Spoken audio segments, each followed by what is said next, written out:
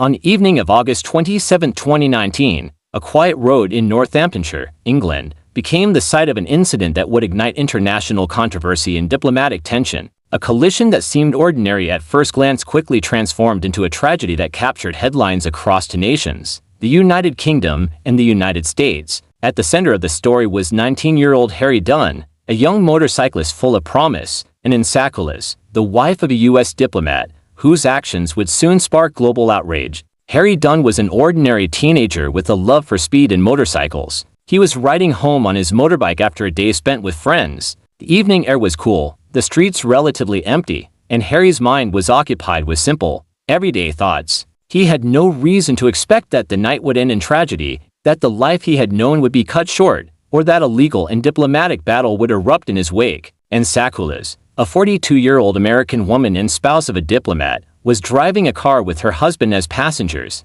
They were traveling on the same road as Harry, unaware of the catastrophic consequences that would soon follow. Reports later indicated that Insacoulis was driving on the wrong side of the road, a detail that would become central to the ensuing legal and political discourse. In a split second, the car collided with Harry's motorbike, launching the young man into the unforgiving tarmac. The scene was chaotic and horrifying. Bystanders rushed to help, emergency services were called, and Harry was transported to the hospital. Despite the rapid response, the injuries were catastrophic. Harry Dunn, full of life and promise, succumbed to his injuries, leaving behind grieving family and friends who could hardly comprehend the enormity of their loss. The tragedy was compounded by the sudden absence of Insacoulis, who had reportedly returned to the United States under the protection of diplomatic immunity, sparking outrage in the local community and media. From the very beginning, the case was not just about a tragic accident, it became a story of international politics, legal ambiguity, and moral responsibility. The concept of diplomatic immunity designed to protect foreign diplomats from legal prosecution in host countries clashed with the sense of justice for a family who had lost a child in a preventable accident. In the eyes of Harry Dunn's parent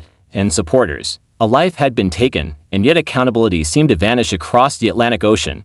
The media quickly seized upon the story. Newspapers, television channels, and online platforms covered every development, dissecting the legal technicalities, interviewing family members, and speculating about the potential outcomes. Social media amplified the public's anger, with hashtags demanding justice for Harry Dunn trending across the UK and internationally. For many, the story was a painful reminder that the rules of diplomacy could sometimes shield the powerful from consequences, leaving ordinary citizens to grieve without closure. Legal experts began debating the possibilities of prosecution, extradition, and international pressure. Politicians weighed in, with the UK government expressing a desire to see accountability, while US authorities navigated the delicate diplomatic balance. Meanwhile, Insacoulis became the focus of intense scrutiny, her actions, motivations, and eventual departure analyzed relentlessly. For the Dunn family, every day without justice deepened their grief and frustration, highlighting the emotional and moral complexity of a case where law, diplomacy, and human tragedy intersected. Throughout it all, Harry's story became symbolic. It was no longer just about a young man who lost his life in a collision. It represented a struggle for justice, fairness, and accountability in a world where political and legal systems often collide. Public vigils, media campaigns, and international discussions kept the story alive, ensuring that Harry Dunn would not be forgotten and that the case would spark debate far beyond Northamptonshire. By the end of this chapter, it is clear that the story of Insacoulis and Harry Dunn is far more than a road accident. It is a complex narrative of tragedy, moral responsibility, and international law. The collision not only ended a young life but also ignited a battle that would test the limits of justice, diplomacy, and public advocacy in a modern, interconnected world. In the days following Harry Dunn's death, grief quickly turned into disbelief. What began as a tragic road accident soon evolved into a deeply troubling question. How could someone involved in the death of a young man simply leave the country without facing immediate legal consequences? For Harry's family, this question would become the driving force behind a relentless fight for justice. Insacoulis initially cooperated with British authorities. She gave a statement, acknowledged that she had been driving on the wrong side of the road, and expressed remorse for the incident. At that stage, there was a sense, however fragile, that accountability might follow. But that hope was shattered when news emerged that Insacoulis had left the United Kingdom and returned to the United States, invoking diplomatic immunity. Diplomatic immunity is a legal principle designed to protect diplomats from prosecution in host countries. allowing them to perform their duties without fear of harassment or politically motivated charges. However, its application in this case sparked immediate controversy, and Sakulis was not a diplomat herself. She was the spouse of one. Many questioned whether immunity should apply at all, especially in a case involving the loss of life. For Harry Dunn's parents, Charlotte Charles and Tim Dunn, the news was devastating. They had lost their son, and now it seemed that the person responsible was beyond the reach of British law. Their grief was compounded by anger and frustration. They began speaking out publicly, refusing to allow the case to quietly fade away. The British public responded strongly. Media outlets ran front-page stories questioning the use of diplomatic immunity and highlighting the perceived injustice of the situation. Television interviews with Harry's parents humanized the tragedy, shifting the focus from legal technicalities to the real cost of the incident. A young life cut short, a family shattered, and a community mourning. Pressure mounted on the UK government to act. British officials formally requested the waiver of diplomatic immunity so that Sakulis could return to the UK and face questioning and potentially prosecution. The request was denied by US authorities, who maintained that immunity applied at the time of the incident. This refusal intensified public outrage and deepened diplomatic tensions between the two countries.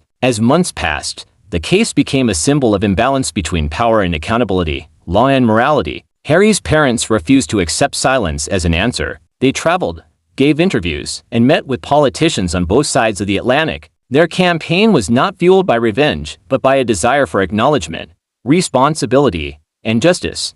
Social media played a crucial role in keeping the story alive. Campaigns demanding justice for Harry Dunn gained international attention. Supporters argued that no legal status should place someone above the consequences of their actions when a life has been lost. The case sparked broader debates about diplomatic immunity and whether reforms were necessary to prevent similar situations in the future. Meanwhile, Sakulis remained largely out of public view. Her absence became a focal point of criticism. To many observers, her decision to leave the UK appeared as an evasion of responsibility. Regardless of the legal framework supporting it, the lack of direct accountability created a vacuum, one filled with speculation, anger, and unanswered questions. Legal experts weighed in from around the world. Some argued that the UK's hands were tied by international agreements, while others believed there were avenues that could still be pursued, including extradition requests. In 2020, British prosecutors formally charged Sakulis with causing death by dangerous driving, a significant development that reignited hope for the Dunn family. The charge marked a turning point.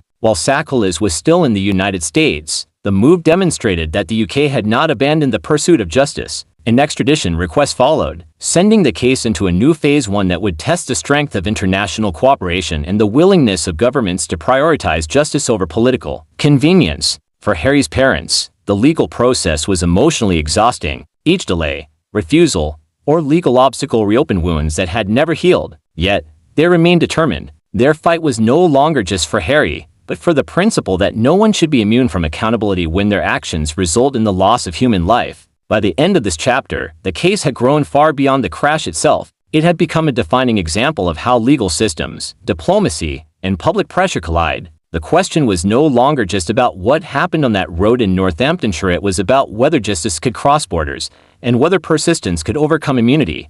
As the years passed, the case of Harry Dunn and Sakulis refused to fade into history. What many believed would quietly disappear into diplomatic archives instead grew stronger through persistence, public pressure, and an unrelenting demand for justice. The question that lingered was simple, yet profound. Could accountability cross borders when law and politics stood in the way? In 2020, the United Kingdom formally charged Sakulis with causing death by dangerous driving. This decision sent a clear message: British authorities were not willing to let the case end without legal recognition of responsibility. However, charging someone and bringing them to trial are two very different things, especially when the accused resides in another country protected by diplomatic agreements. The UK submitted a formal extradition request to the United States. For Harry Dunn's family, this moment represented hope. It was not just about punishment, it was about acknowledgement, about hearing a court of law recognize that their son's life mattered. But once again, the process was slow and painful. In early 2020, the US government rejected the extradition request,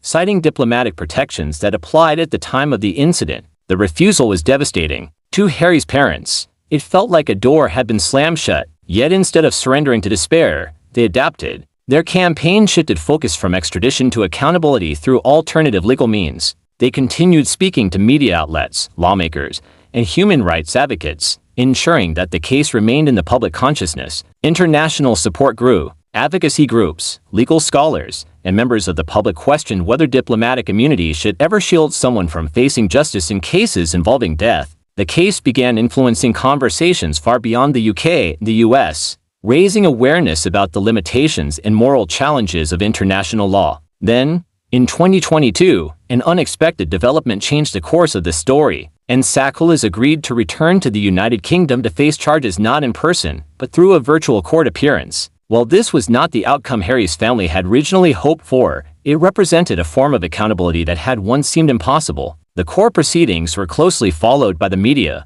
watched by supporters around the world who had invested emotionally in the case. During the trial, the facts were laid bare. Sakolas admitted responsibility for causing Harry Dunn's death by driving on the wrong side of the road. Her guilty plea was a pivotal moment. For the first time, legal responsibility was formally acknowledged. The court sentenced her to 8 months in prison, suspended for 12 months, along with a driving ban.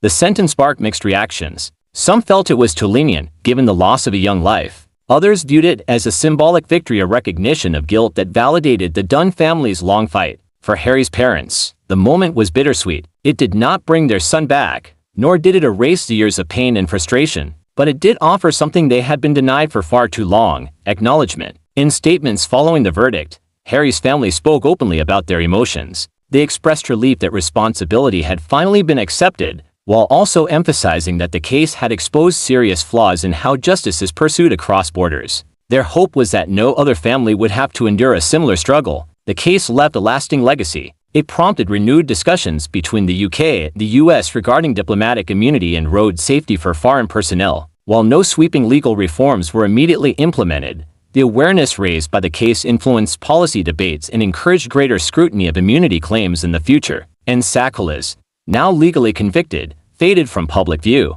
But the story did not end with her. Harry Dunn's name became synonymous with the fight for justice, accountability, and fairness in an unequal system. His parents transformed their grief into advocacy, becoming voices for change and symbols of perseverance. Ultimately, this story is not just about a tragic accident or a controversial legal defense. It is about the power of persistence, the role of public pressure, and the human need for justice even when the odds seem insurmountable. It reminds the world that while borders may separate legal systems, the demand for accountability knows no boundaries. Harry Dunn's life was tragically short, but the impact of his story continues to resonate. Through pain and perseverance, his case proved that even in the face of immunity and international obstacles, the pursuit of justice can still find a way forward.